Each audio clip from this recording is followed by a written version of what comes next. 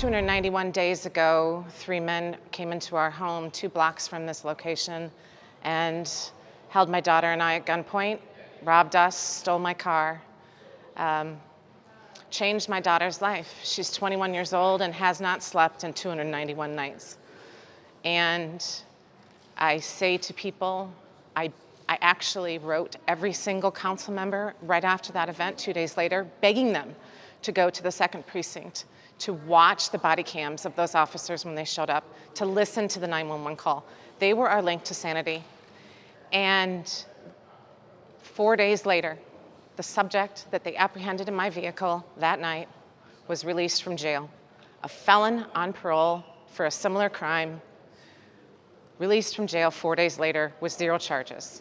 After thorough research through some public safety groups that we have formed, victims of crimes groups that we have formed, testifying for the Minnesota legislature, testifying for the Minnesota Sentencing Guidelines Commission, testifying for the Justice Reinvestment Task Force, here we are, the end of June, and really nothing has happened.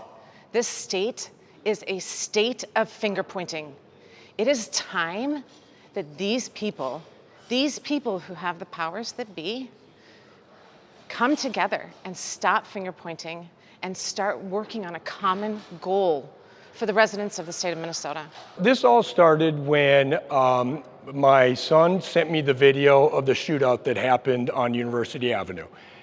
That morning, I sat down and I wrote a letter to President Gable, to Governor Walz, to Mayor Fry, and I also sent it to all of the local major TV stations. And it really was a cry for help, that we have a problem, but it was more, I come from the business world where if I don't come with solutions, then don't bring a problem. So we said, hey, we want to come. We have some ideas. I don't want to just be here and complaining. I want to come and be part of this solution. Well, and then that message, I got a reply saying, from the president of University of Minnesota president's office, saying she understands, but and then just directed us to the video from the board meeting where they talked about what was happening with the public safety concerns. I didn't accept that, and so I replied and said, well, President Gable, I would really like us to sit down because we can't wait until the July 13th board meeting to hear what's happening, because every day that goes by, our crime rate is up 45% in the last 2 years, and we can't wait one more day to do something different.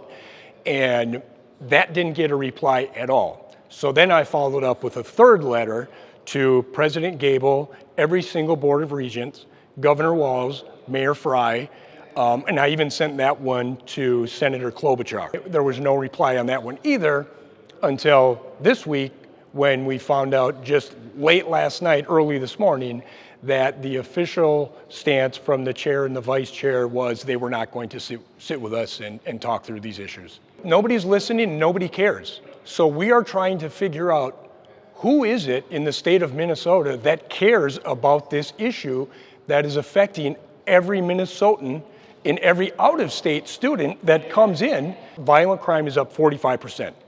Well, that means the levers that we're pulling, the blue lights, the social workers, the cameras, it's not working. And so we need to try something different and get a scorecard in place that says, all right, now we're going to try these initiatives. And if that doesn't move the crime down, then we have to try something else. But by just sitting back for 2 years and being basically okay that our violent crime is up 45% and not doing anything different tells me nobody's listening. So we need to resolve this, and we need to resolve this before those students get back to campus this fall.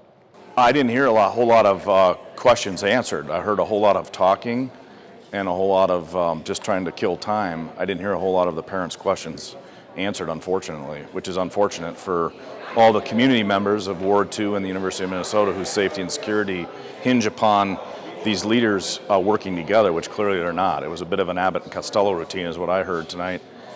Pointing of fingers, nobody has jurisdiction, somebody else's jurisdiction. We're supposed to talk to the mayor, we're supposed to talk to the university president, we're supposed to talk to the councilwoman, but yet nobody wants to do anything about it, it sounds like. They say they do, but yet they're not. This has been going on for years and years and years, and it's only gotten worse in the last couple of years, and here we are.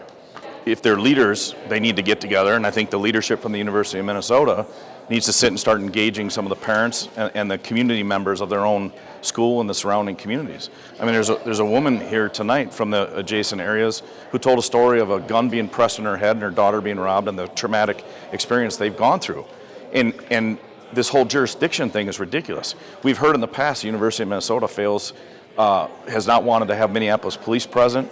And so when we've got University of Minnesota police responding off campus to assist the residents of Ward 2 with crime going on in their communities, leaving our students who are living on campus or near campus exposed to more violent crime?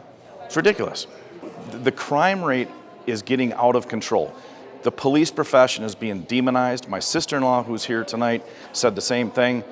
She's got a son here. She's got a daughter attending next year. I've got a previous son, a current son. I've got a son incoming in a year and a half, and we're just a small representation. This is basically, in my opinion, the precipice of these parents waking up to the violent crime that's going on here.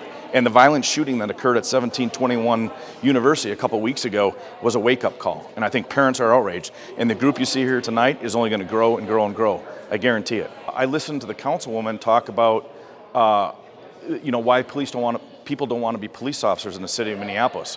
I didn't know the councilwoman before yesterday. I went and did a simple Google search of her Minneapolis official website.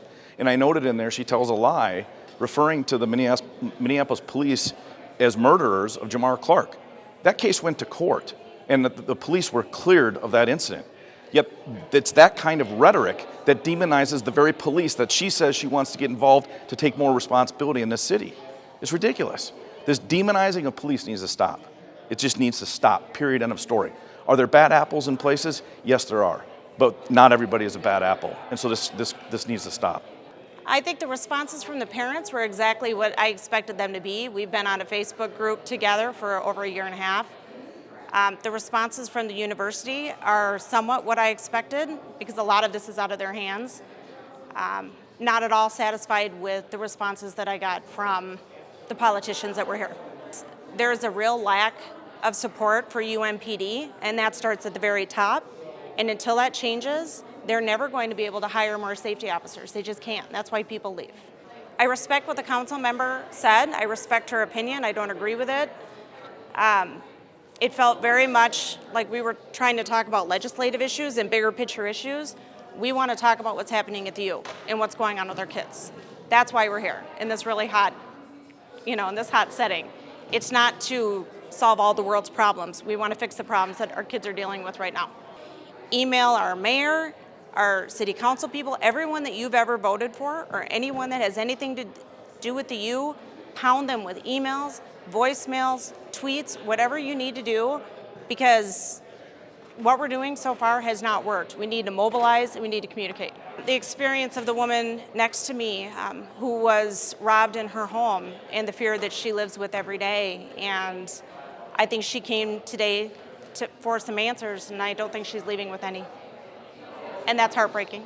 I would recommend, starts with Mayor Fry and our Congress people, our council people, city council, President Gable, all of the border regions. We need to start having roundtables, and they need to be open to listening to parents, because right now they're not, and they're not returning calls, emails, nothing.